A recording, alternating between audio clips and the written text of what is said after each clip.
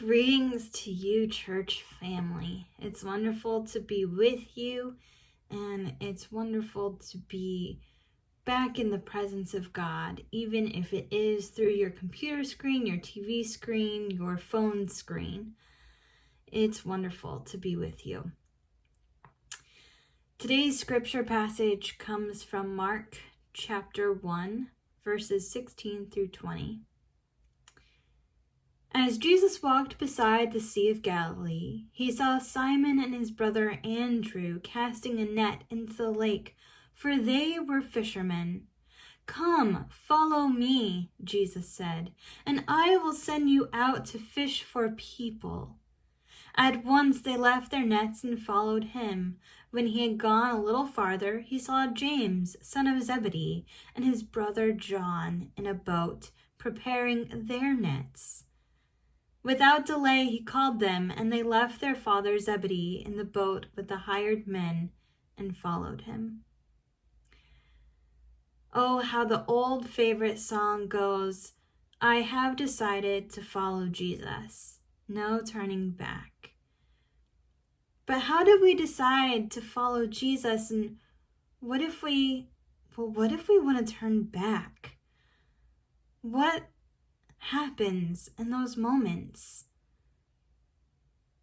Simon and Andrew put their nets down and followed Jesus immediately. And Mark claims that James and John even left their father with hired men and followed Jesus. They did just as they were asked. It was almost like they weren't thinking about what they were giving up because they knew something better was in store. It's like the picture of a little girl holding her teddy bear in front of Jesus, and Jesus asking if she will give him that teddy bear.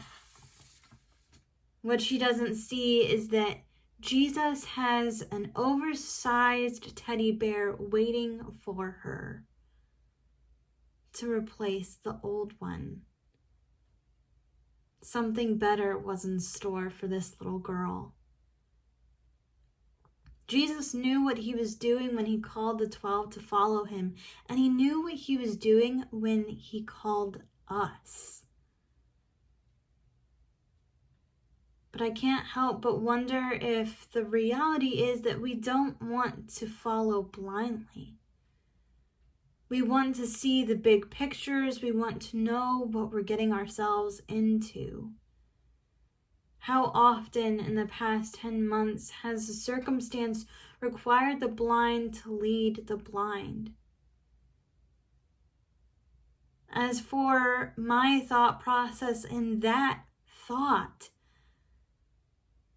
I have turned to the pastors in the United Methodist Clergy Group on Facebook who are trying to figure out how to do things such as Ash Wednesday and other things that require pastors to do their jobs differently in this season. We all have things that we're trying to figure out what the big picture is. In our rethinking of life, we might have realized that to do something, we need to slow down and fully understand what it is that's in front of us. Just the other day, I was headed into Walmart to pick up a prescription, and I was going at such a speed that I almost went without a mask. And my sister turned to me and said, "Rachel, do you have your mask?" And I said, No, can you hand me one?" I said, Simon and Andrew were not rushing to get out of their boats as I'm rushing to get out of my car. They didn't worry about what was in their nets. They left. They didn't slow down. They didn't have to slow down. But in some ways, we need to slow down.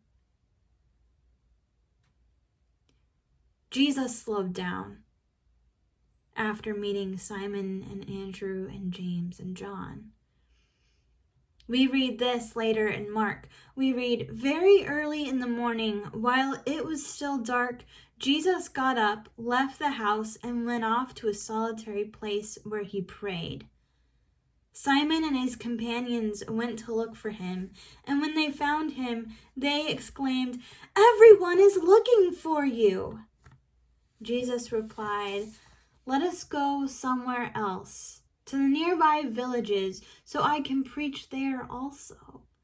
That is why I have come." So he traveled throughout Galilee, preaching in their synagogues and driving out demons.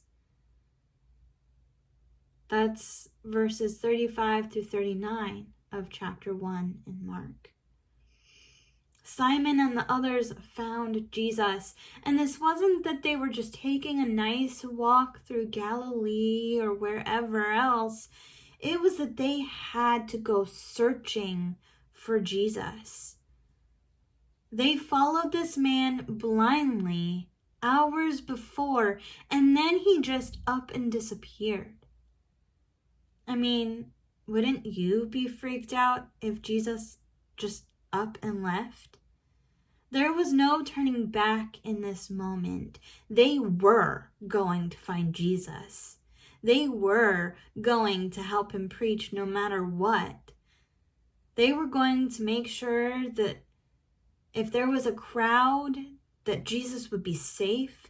They were going to make sure that he was fed. Whatever the disciples needed to do, they were going to do it. And while the disciples did follow Jesus without a second thought, they did question Jesus on some of his parables.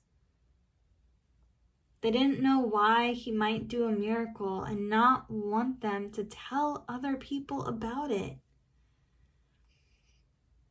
Yeah, they did ask questions. They did have their doubts. And so do we. We ask our questions and we have our doubts. And that's where we find grace. We don't have to understand everything. We simply get to sit down with Jesus and ask the questions. Questions are something that I've been pondering this past week. I've been looking and pondering at the question, how long, O Lord? The question is asked multiple times in the Bible. Moses wondered how long. The Psalms question, how long? How long?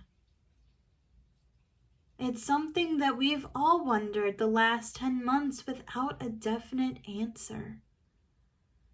How long until we don't have to wear masks?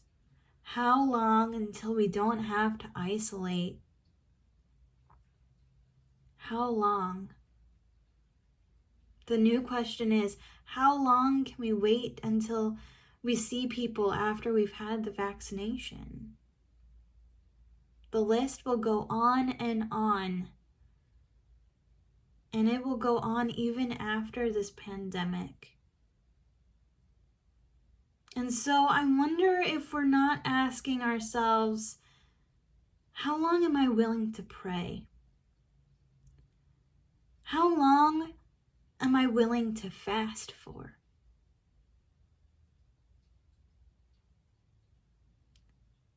What questions do we need to ask ourselves to deepen our faith? I was listening to a recorded conversation between a mother and a 9-year-old daughter, and they said some things that connected with me. First of all, the 9-year-old made me think about my view of winter. I love snow. I loved the snow that we've gotten in the last week or so. And yet, this 9-year-old in her thought process said that even in the ugliness of winter, she likes it because it shows the other side of nature. We see the trees empty and bare, the grass dull, and the skies gray.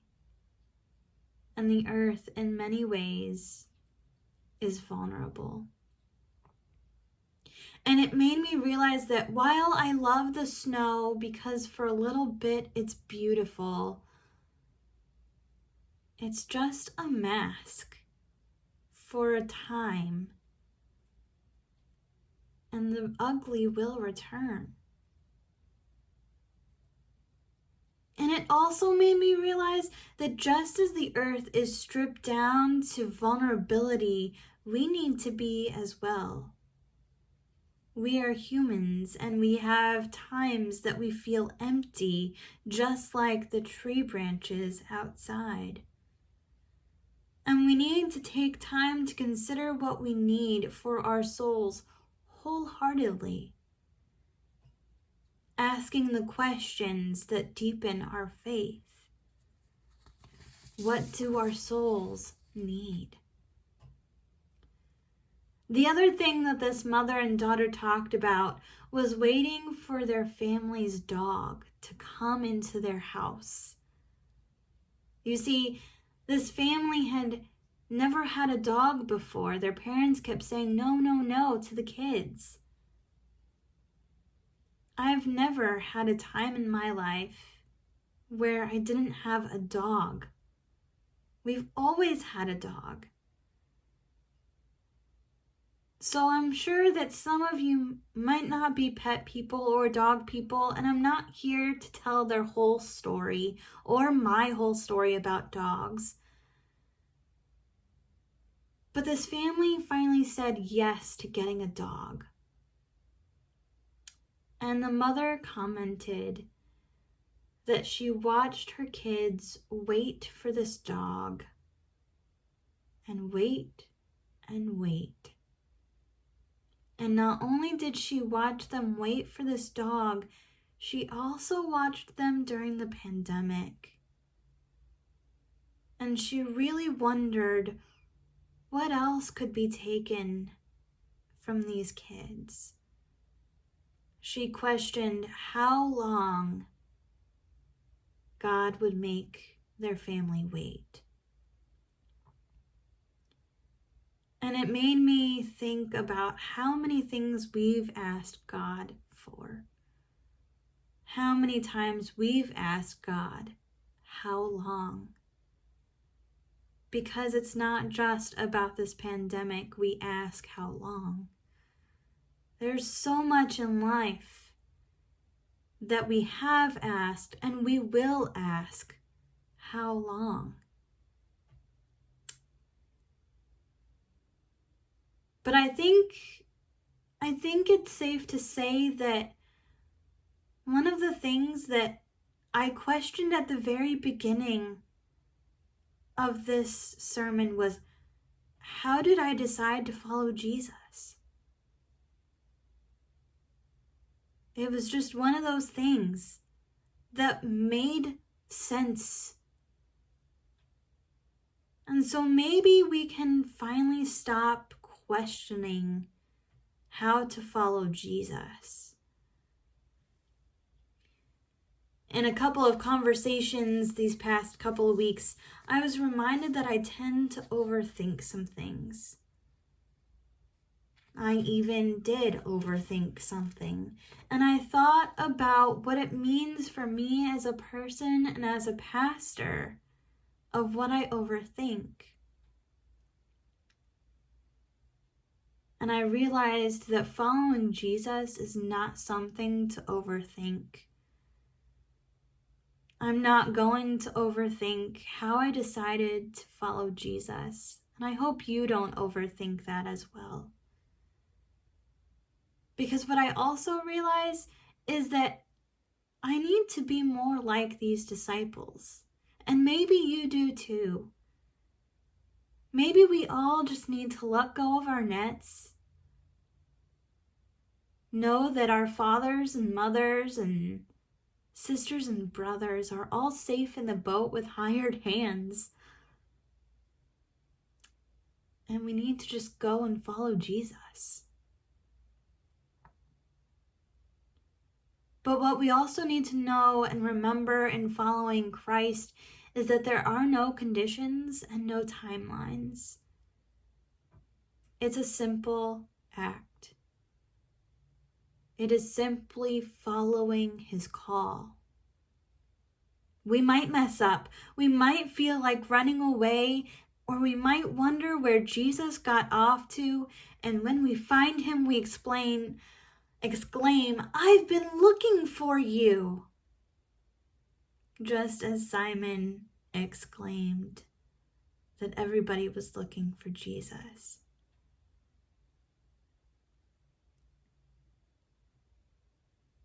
And maybe we need to take note of where Jesus was, away from others, praying. Take time for yourself, just as Jesus took time for himself. Go and find time in the quiet and stillness of a morning or an evening and pray. For we are called to follow. It might make us overthink sometimes, and other times it might make us act so quickly we don't know what to think. But no matter how fast we act, or how much we try overthinking something, let's really make the decision to entirely follow Jesus as he leads us. Remember that while it might feel like Jesus walks away for a little while, he is in fact right there with us. Friends, this is a time to trust God and take the steps that he's called you to take, to follow Jesus out onto the invisible bridges.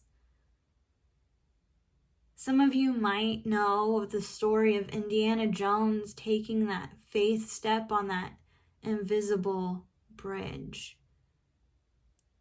And while it's very relevant for these types of sermons,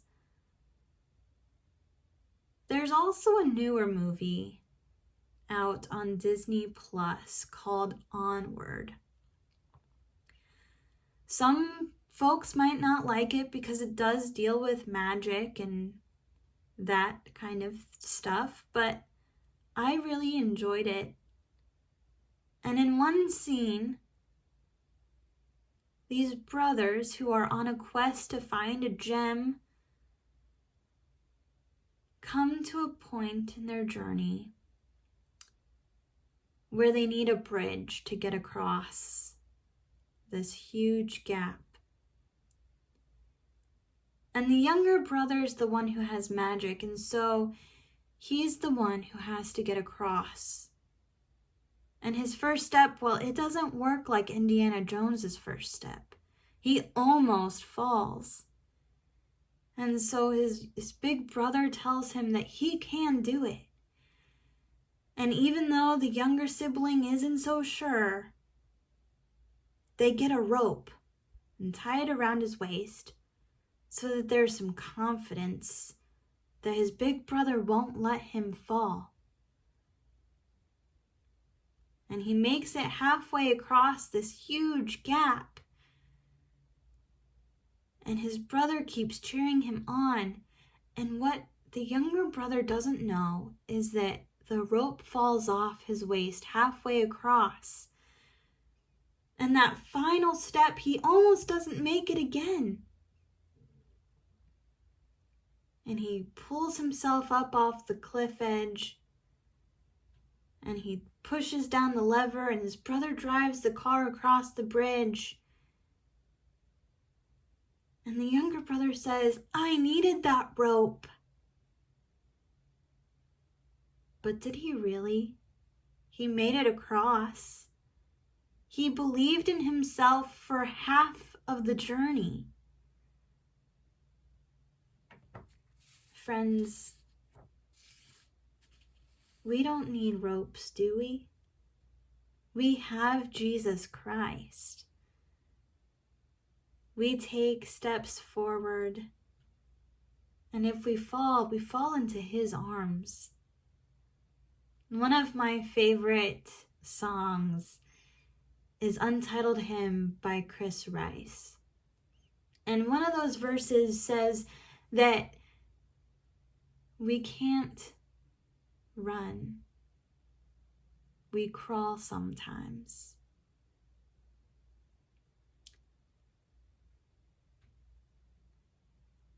We fall into Jesus' arms sometimes.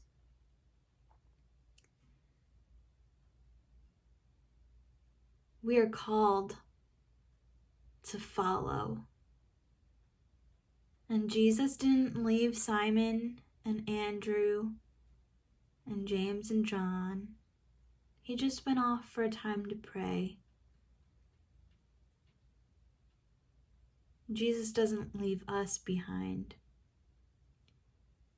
And we can decide to follow Jesus and smile as we move forward with Him and for Him.